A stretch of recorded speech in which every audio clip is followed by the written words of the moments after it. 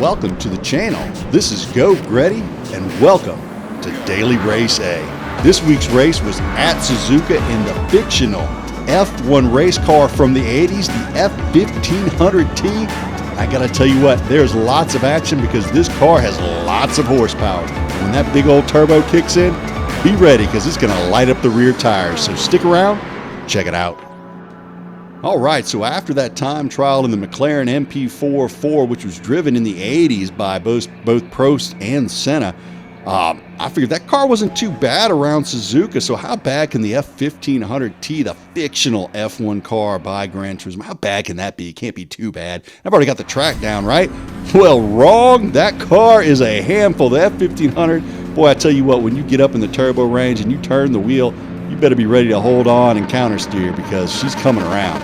So lights are coming up, grid start, false chart, start, check. I'm in second gear, TC1 on. Get a pretty good launch there. Start feeling good about the start of the race. And then Jesse 208 absolutely flies up onto the back side of me there.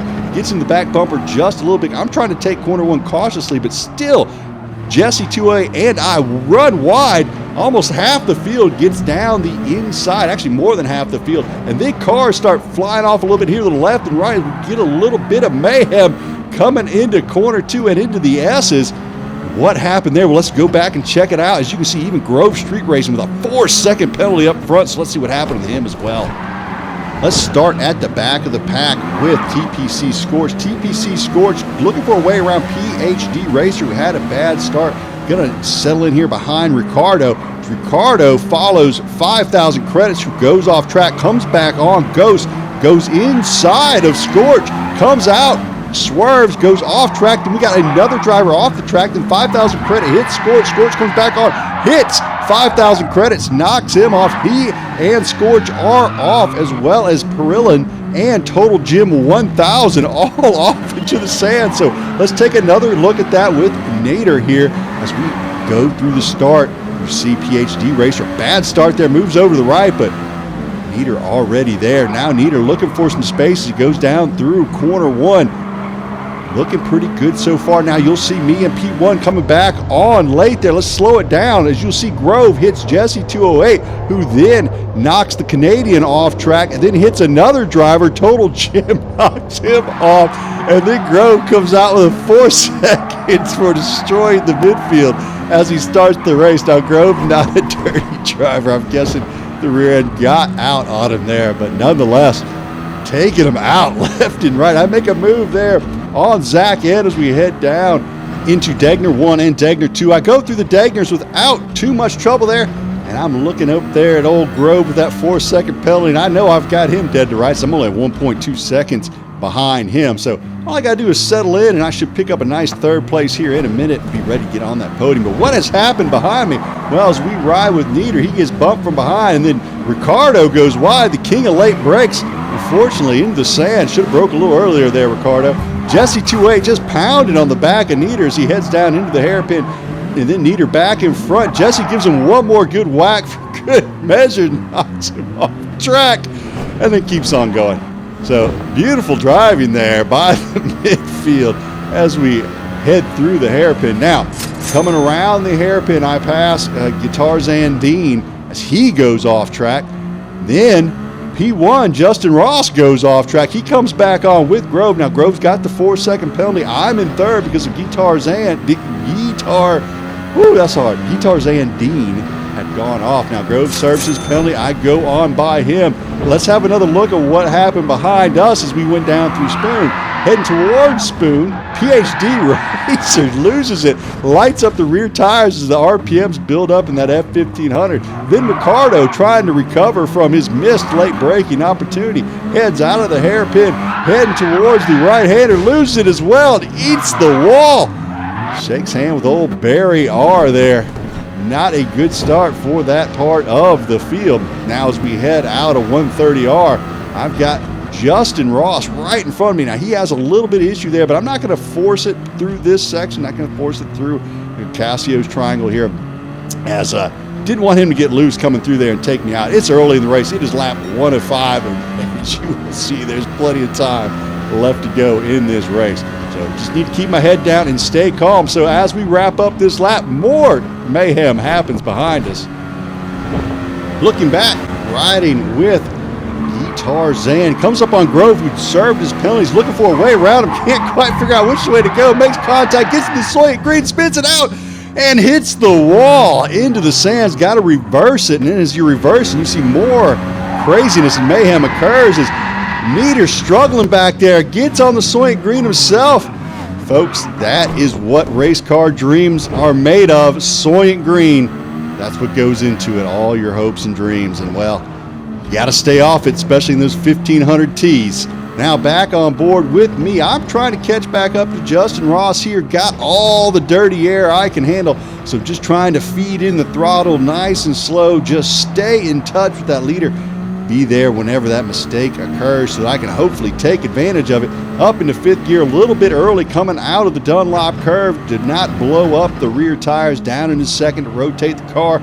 Crank it back up into third, then get on the throttle, head down towards the hairpin in fourth gear, drop it down to the third, second, rotate the car back up into third so I can power out of that corner. Now what's going on behind me? Well, you guessed it, more struggles as we got another driver, Nieder, out there on that Soylent Green again, decides to take a trip across the infield. That is not a shortcut, will not save you time. And then has another moment here at the end of the lap, brakes late, almost hits the tire barrier, and has to take an alternate route to get back on the track. Back with old Go Gretty, still hanging out here with Justin Ross on lap number 2, heading towards Spoon. Trying not to let that dirty air disrupt me. Take a nice narrow line there, take it all the way to the curb, and then ease back into third gear, taking a nice line back out of Spoon towards that exit curbing on the right-hand side into fourth gear, just using the slipstream to let him pull me down the backside straight here. Give a little look into 130R, see if I can't scare him into making a mistake. He does not, takes it okay. A little moment there for him, but holds it together nice as we head back into Cassio's Triangle, and we go through there without any issues. So still first and second here as we start lap number 3. Justin's going to look to put in some fast laps, try and break the slipstream to me. Slipstream on strong, so that's going to be quite the task. It's probably up around 1.5 second slipstream back to P2, which is myself. Now, all I'm wanting to do is fight the dirty air and stay in striking distance to try and make something happen at least by the last lap, if not on the last lap itself.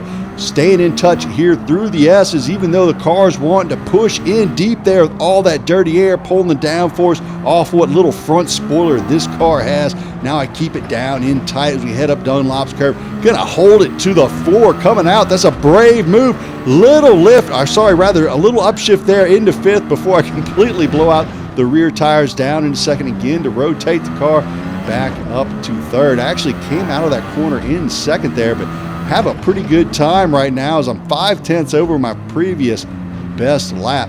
Now as we head out of the hairpin, I'm within 6/10 of Justin, and we have got 2.5 laps remaining. Pressure building on Justin to continue to hit his apexes, and I have got to be mistake-free if I want to stay with him and try and squeeze out a victory somehow here in the back half of this race. We come out of Spoon, both of us, a nice exit there. Justin with a very clean exit as he comes out. He's holding me off as we head towards 130R. Now I've got a good run on him. Lift a little bit. He goes out wide, gets into the curb, he goes into the wall. What happened to Justin? Let's go back and take a look. Back on board with Justin as he heads through 130R. Just too much wheel input causes the car to spin out. Just not enough downforce over those rear tires at that top speed coming down there through 130R. Then PX7 Grove Street goes on by, and then you hear some mayhem as Jesse 208 hits the barrier, gives us one tire, actually 2 tire fire all the way through Cassio's Triangle. What happened to Jesse? Well, same thing, too much input, too much speed as he comes down 130R, does a 360 no scope and then sends it into Cassio's Triangle. So nice recovery there by Jesse as he comes through 130R with too much heat. Can't hold on to it. Now I've got a 7-second lead to Grove, starting lap number 4. Gonna go down through turn 1 here, just trying to keep it nice and smooth. Going to get up into the next gear if I feel like I'm not going to be able to hold that rear end together, as this F1500T is a violent vehicle. When you start getting up in that rev band, you can see me just feathering the throttle there as I go through the S's, trying to find out when I've got the traction. I'll plan it for a second and pull back off, get into fourth gear here. Now you can hold it through here, but it is a dangerous procedure. As you see, I'm able to hold that through there by not putting much at all, if any, wheel input, so that keeps it from transferring that weight, slinging around. Now as we head towards the hairpin, getting on the brakes there, you're going to try and roll as much as I can, then get up into third, and then roll the throttle back in, getting over the left there to straighten out the line as I come through the right-hander, so that I can again keep it planted coming out of the right-hander, then get up into fifth gear. Gonna brake just there after the 100 board down into third. Hold a tight line here. No need to go all the way out to the curbing. Get back into third and rev it out and try to push it out to this outside curbing there into fourth, and I've got a nice 8.3 second lead as I head towards 130R. Now watch, I'm gonna do a little bit of lift here, just a little lift, and then feeling the rear end. If it's getting loose, I'm not going to get back on the throttle. Now down into Cassio's triangle to finish out this, the fourth lap. And I extend my lead by 8 to 9 tenths. Then all of a sudden, something happens to Grove. Let's go back and see what occurred. Just like those in front of him, Grove, just a little too much input coming out 130R, spins it out to the left, eats that wall, then lights up the tires to turn it around. Now behind him, Guitar Zan comes around the corner. PhD Racer goes wide, gets a move done, gets by Grove Street there, picks up 2 spots there on the last set of corners. Now back on board with Old Gretty coming down through corner one last time. Managed not to get off into the Soylent Green. Survive the last turn 1 into the S's. Got to be careful not to spool up that turbo too quickly or for too long. Again, just feathering that throttle, punching it when I've kind of got the car pointed there in a straight line, fighting that front end, wanting it to turn, but boy, she just wants to push in the straight line into fourth gear. Now, like I said, you can hold it flat through here, but you got to be cautious. You see I go into fifth nice and early there to avoid the blowout of the rear tires. And then again through Degner's 1 and 2, no issue. As we head towards the hairpin, is looking good for Go Gretty. Just got to make a few more turns and I've got her done. Back on board with PhD Racer here as he ends lap 4, heading towards the start-finish line. Too much throttle coming out of that right-hander, loses the rear of the car, lights up the tires, goes through the shadow realm, loses a spot there. Then we have some nice racing here from Grove and Guitar Zan as they're heading out of the hairpin, side-by-side action. Grove able to hold on to it as a little bumping goes on, but they manage not to run each other off the track. A good clean racing there into Spoon, and coming out the other side, Guitar Zan with the advantage. And then at the final right-hander, Justin in P2 loses it. Lights up the rear tires, heads towards the finish line. Jesse 2.8 was coming fast. He crosses the line with a P3. Gretty taking home the victory. Oh my goodness, what a race. I did about 10 or 11 of these races. Enjoyed the heck out of them. Hope you enjoyed this race. Hope you enjoyed all the action. If you did, hit the like and or subscribe. Come back, check out some more. For myself, Go Gretty. Y'all have a great evening. DJ Clean, take us out of here.